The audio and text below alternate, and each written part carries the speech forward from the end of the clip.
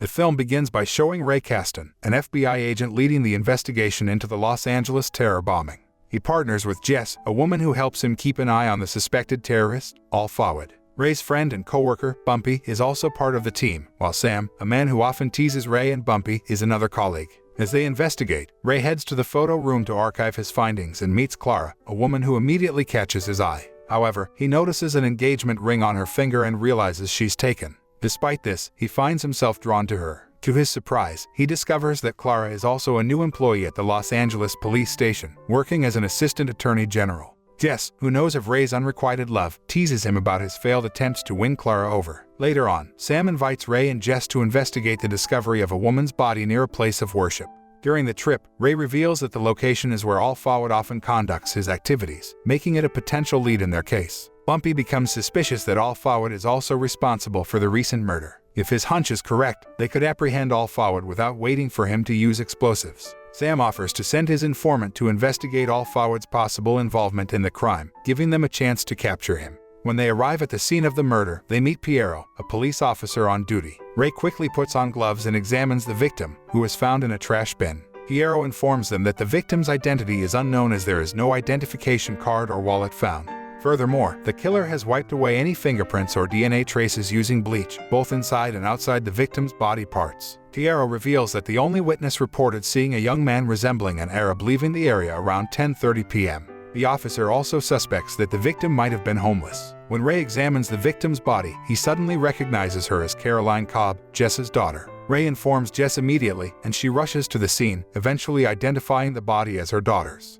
Jess breaks down and cries, devastated by her daughter's tragic death. Later on, Bumpy informs Jess and Ray that a gray van was seen entering and leaving the garage at the time of the murder. The van was also reported missing 3 days ago. Bumpy questions Jess if Caroline had any plans or appointments in the area, but Jess denies knowing anything, stating that her daughter never revealed her plans. Ray later helps Jess pack her belongings as she prepares to move to a quieter location outside Los Angeles. He offers her words of encouragement and support, hoping that she will find peace and be able to move on from her daughter's death. Jess also inquires about the investigation at the place of worship, and Ray explains that it was just a routine religious gathering. Ray was determined to find out who killed Caroline and wouldn't rest until he had all the answers. He informs Jess that the van has not been found by the police. However, Caroline's car has been found outside the bakery in good condition. When Ray packed Caroline's belongings, he stumbled upon a photo of a white man with shoulder-length hair glancing at Caroline during their office picnic. It immediately raised suspicion in Ray's mind, so he asked Jess about the man in the photo.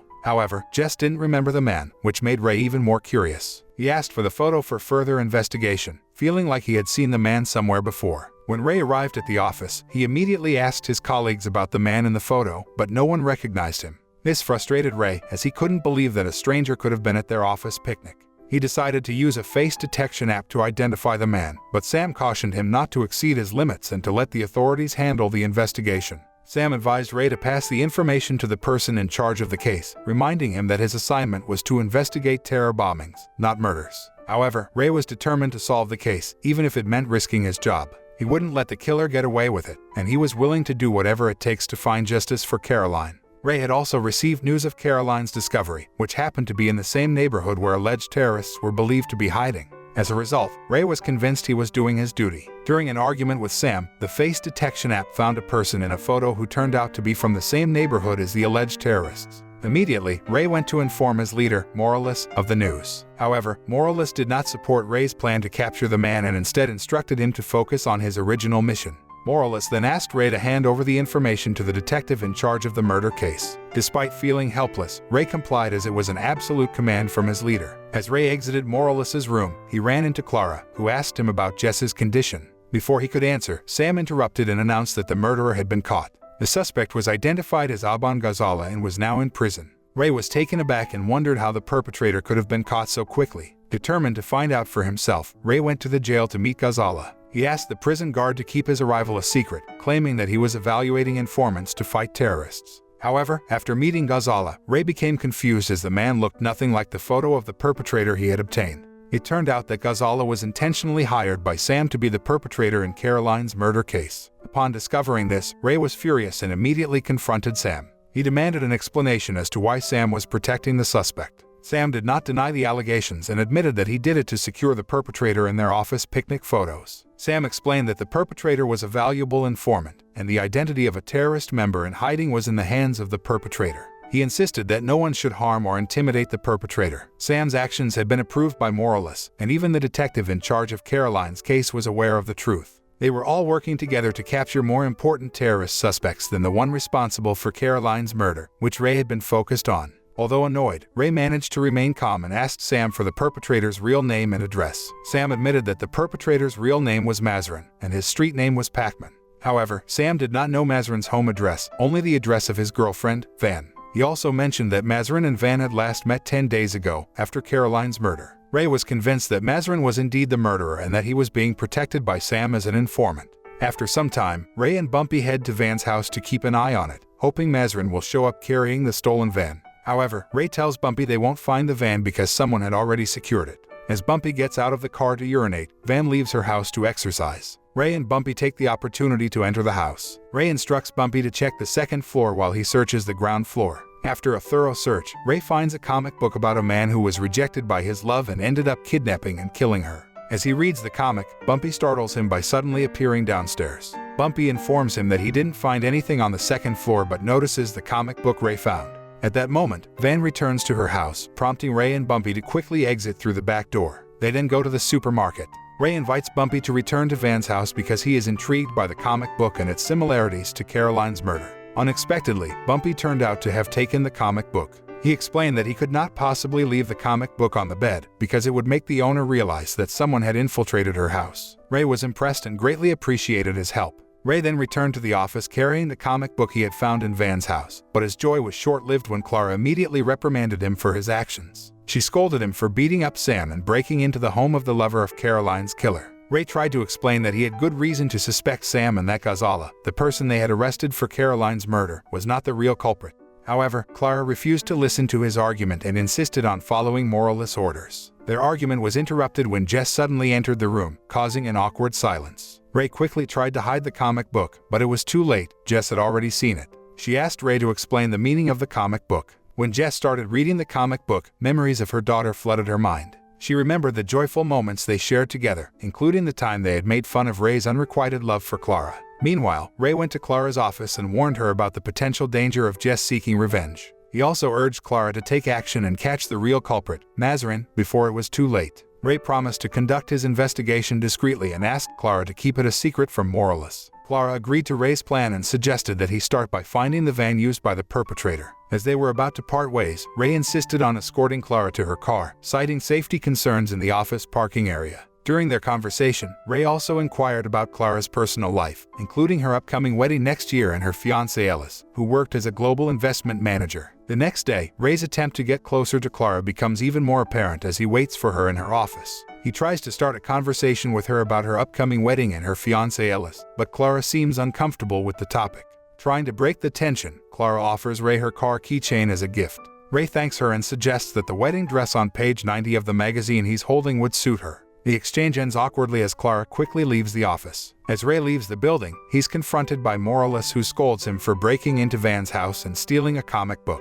Morales reminds Ray that he's overstepping his bounds and warns him about the seriousness of the bomb threat that the city is facing. Despite the warning, Ray is determined to pursue the murder case and prove Ghazala's innocence. He knows he has to find Mazarin, the real culprit, and decides to start by looking for the van used in Caroline's kidnapping. With a renewed sense of purpose, Ray sets out on his investigation, determined to solve the case and clear Ghazala's name, even if it means going against Morales' orders. Morales warned Ray that he shouldn't be investigating Caroline's murder case as it was not his jurisdiction. He also mentioned that Ray needed to find the van Mazarin used as the main evidence if he wanted to arrest him. Ray, however, insisted on investigating and asked Morales to make a promise that if he finds the van, Mazarin would be arrested immediately. Despite Morales taunting Ray that he was only a diploma graduate and that he would embarrass himself, Ray remained determined and did not let the taunts get to him. Ray arrived at the cafe with Bumpy and approached Jess, who was eagerly waiting for them. She was determined to catch the person responsible for her daughter's murder and believed that Mazarin would be there, just as it was written in the comic book. According to Jess, Mazarin was a huge fan of Walter Alston, a baseball player nicknamed the Monster Hunter of the Dodgers Club. The Dodgers were a club that had won 4 U.S. baseball championship trophies, and 3 of those trophies were in the cafe where they were now. Not only that, but the cafe was also a gathering place for former Dodgers club players. Jess continued to visit the cafe every night, hoping to catch Mazarin.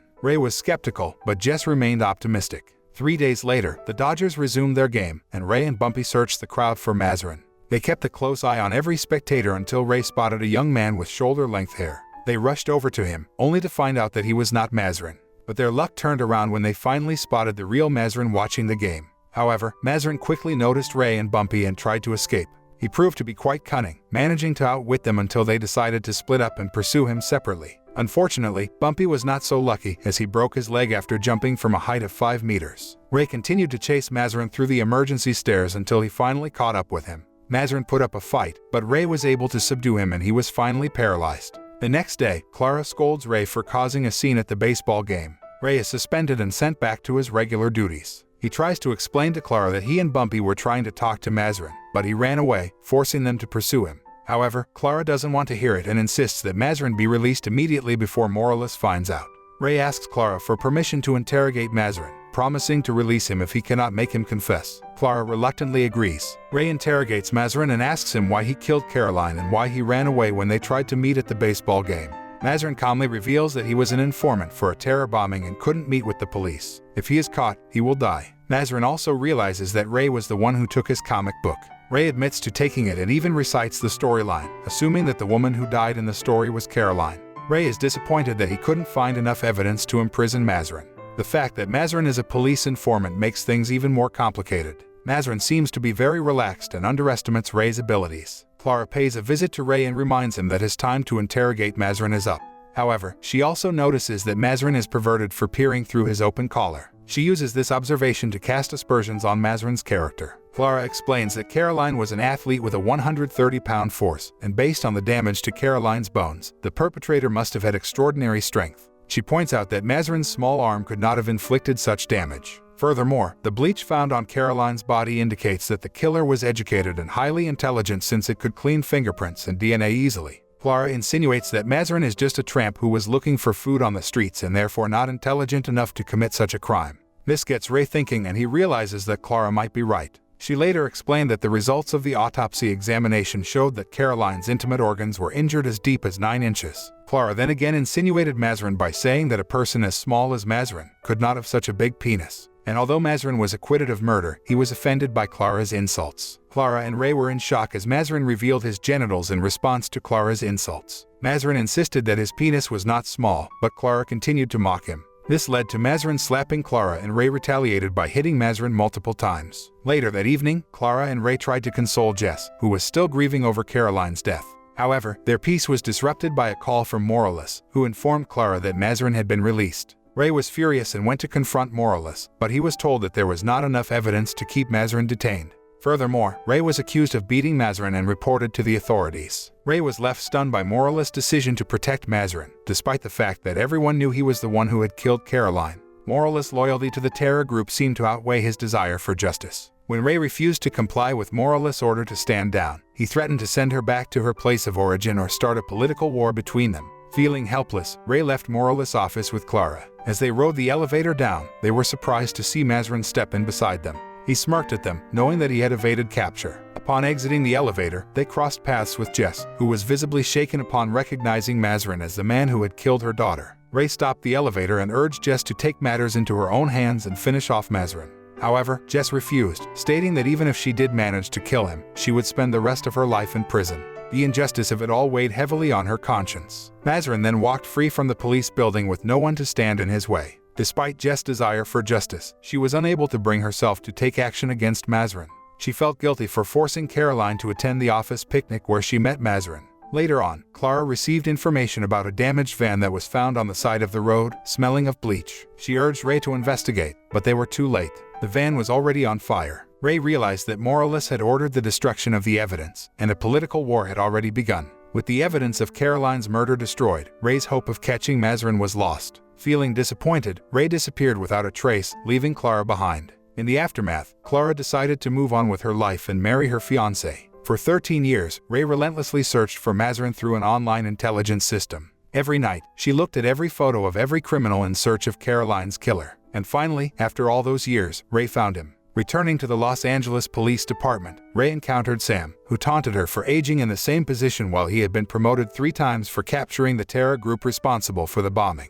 But Ray brushed off his insults and proceeded to meet with the Attorney General. To her surprise, the Attorney General turned out to be Clara, whom Ray had not seen in years. Despite the awkwardness of the situation, they fell back into their familiar rapport. Ray commended Clara on her accomplishments and inquired about her husband, Ellis. She also asked if they had any children. Clara replied that she and her husband were too busy to have children. While Ray is still the same as before without a promotion, Ray informs Clara that he has evidence of Mazarin's whereabouts, but before he can close the door to Clara's office, Jess appears. Ray and Jess embrace after years of not seeing each other. Ray explains that his visit is related to Mazarin, whom he found on probation after serving 10 years in prison for armed robbery. Mazarin is now going by the name Clay Badwick. Clara is shocked when Ray explains how he found Mazarin. Ray had hacked the American prison system online and searched through 696,000 white men, matching the faces of 196 prisoners every night for 13 years until he found Mazarin. After scrutinizing Mazarin's face, Clara noticed some discrepancies in his nose and eyes. Ray suggested that Mazarin might have undergone plastic surgery to change his appearance, and he was convinced that Mazarin was the same age as Badwick, whom they had lost track of 13 years ago. Ray sought Clara's assistance in reopening Caroline's murder case. Jess remained silent during their discussion but eventually agreed to help them catch Mazarin. However, she warned that if they failed to apprehend him, she would take matters into her own hands and kill him herself. Despite this, Clara insisted that Jess should not be involved in their official investigation. Determined to catch Mazarin, Jess and Ray turned to Bumpy for help. Bumpy was delighted to see Ray again and readily agreed to join their mission, despite his leg injury which left him limping with a cane. They showed Bumpy a photo of Mazarin and explained their goal, and Bumpy agreed to act as their field team in revenge for his injury. 2 days later, Bumpy successfully located Mazarin, who had changed his identity to Badwick. Bumpy revealed that Badwick had reported to the authorities 2 weeks ago and was known for his love of horse racing and gambling. Meanwhile, Jess sat alone at the Dodgers Cafe, daydreaming about her deceased daughter. Ray soon arrived and informed her of Badwick's whereabouts and that he had already reported to the authorities. Ray promised Jess that he would capture Mazarin, now known as Badwick, at any cost. He felt responsible for Caroline's death, as they had planned to meet at a bakery to buy a birthday cake for Jess, but Ray had canceled at the last minute due to an urgent task. An hour later, Caroline was discovered dead in a dumpster. Ray had been tormented by guilt for 13 years and felt that he needed to find Mazarin's whereabouts to make amends for his mistake. He believed that if he hadn't broken his promise to Caroline, she might still be alive. 3 days later, Ray and Bumpy went to the racetrack to search for Badwick, but they were unable to find him. They decided to check the stables and eventually came across a young man talking to a horse, who turned out to be Badwick. Ray called him by his old street nickname, Pac-Man, but Badwick did not respond and did not recognize Ray. However, as soon as Badwick saw Ray's police badge, he immediately ran away. During the chase, Badwick managed to knock Ray down with a blow to the stomach. Bumpy stayed behind Ray while a young man named Louis approached them. Louis revealed that Badwick often spent all day in the stable, in his stolen car. Ray quickly saved his contact information on Louis's phone and asked him to notify him if Badwick returned. Sometime later, Ray returned to Clara's office and admired her beauty, which had remained unchanged for the past 13 years. Clara advised Ray to let go of Caroline's case and move on from the past, but Ray couldn't shake off his regret.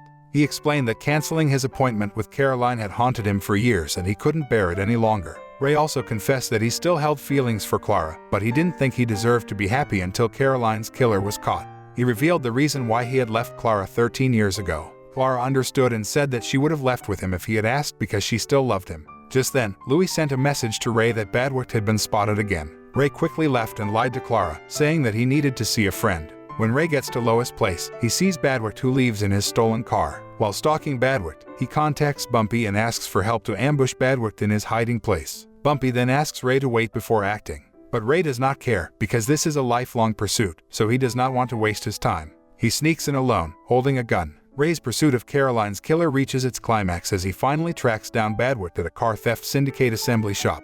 While waiting for Badwick's arrival, Ray contacts Bumpy for additional help to ambush him. But Ray's impatience gets the better of him, and he decides to go in alone, armed with a gun. Ray sneaks around the shop and he sees many people waiting for Badwick. Suddenly, someone hits him from behind, and he loses consciousness. When he wakes up, he finds himself face to face with Badwick, who demands to know why Ray is following him. Despite Ray calling him by his former street nickname Pac-Man and reminding him of Caroline's murder, Badwick seems not to remember and does not care. Instead, he immediately attacks Ray and beats him to death. Thankfully, Bumpy arrives just in time with Sam, who is also armed. A fierce gunfight breaks out between Badwick and his friends and Bumpy, Sam, and Ray. Unfortunately, Sam is shot by one of Badwick's friends who tries to fight. The situation is finally brought under control when Jess and other police officers arrive on the scene, causing Badwick and his friends to surrender. Jess is still in shock after hearing Ray's claim that Badwick is Mazarin, Caroline's killer. She leaves the scene without saying a word, leaving Ray and Bumpy to deal with the aftermath of the fight.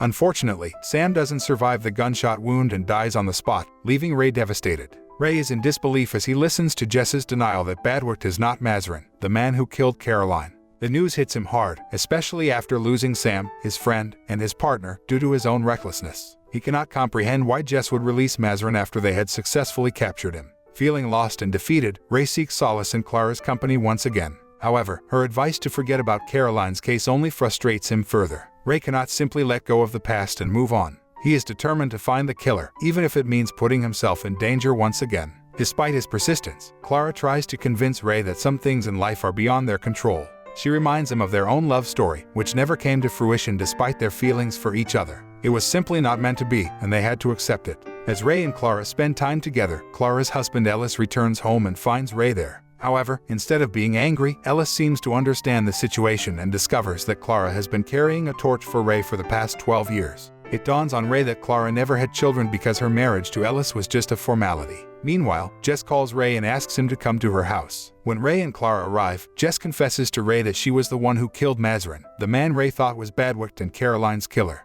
Jess explains that after Ray left, Mazarin showed up at the Dodgers Cafe and she took matters into her own hands. She hit Mazarin from behind and shot him dead, burying him in her backyard. Jess reveals that Mazarin was a pawn in moralless legal games and that he was able to act with impunity until he killed Caroline. Jess confesses that she should have ended the case years ago and prevented Sam's death. She also reveals that Badwick is not Mazarin, but rather an innocent man. Jess apologizes for the pain she has caused and begs for Ray's forgiveness. Ray is torn between anger and relief as he had finally thought he had caught Caroline's killer. Jess explains that she had to take matters into her own hands as Mazarin was legally invulnerable and she needed to exact revenge for her daughter's death. Ray was stunned by the revelation that the man he had been chasing for 13 years was already dead. He couldn't believe that his efforts to find justice for Caroline had been in vain. However, he realized that it was a punishment from God for his own mistakes that had contributed to Caroline's death. Clara, on the other hand, couldn't bear to see Jess spend the rest of his life in prison. She suggested that they forget about everything and move on. Ray was conflicted about this decision, but ultimately decided to respect Clara's wishes. When they were leaving Jess's house, Ray couldn't shake off the feeling that something wasn't right. He noticed a lingering bitterness in Jess's eyes, and he couldn't help but suspect that Jess was still hiding something. Ray knew he had to find out the truth, for the sake of Caroline's memory and for his own peace of mind. The following day, Ray made his way to Jess' remote hideout, located on the outskirts of Los Angeles. As he approached, Ray could see Jess disappearing into a sealed warehouse behind the house. Keeping a low profile, Ray followed her without being noticed. What Ray saw next made his heart skip a beat. There, in the center of the warehouse, was a man barricaded behind a rusty fence. The man's hair was wild and unkempt, his beard long and ragged. He was daily fed raw meat, which was left to rot in front of him. To Ray's horror, he realized that the man was Mazarin, the very person Jess was accused of killing 13 years ago. Ray was in shock. His entire investigation had been based on the belief that Jess had killed Mazarin.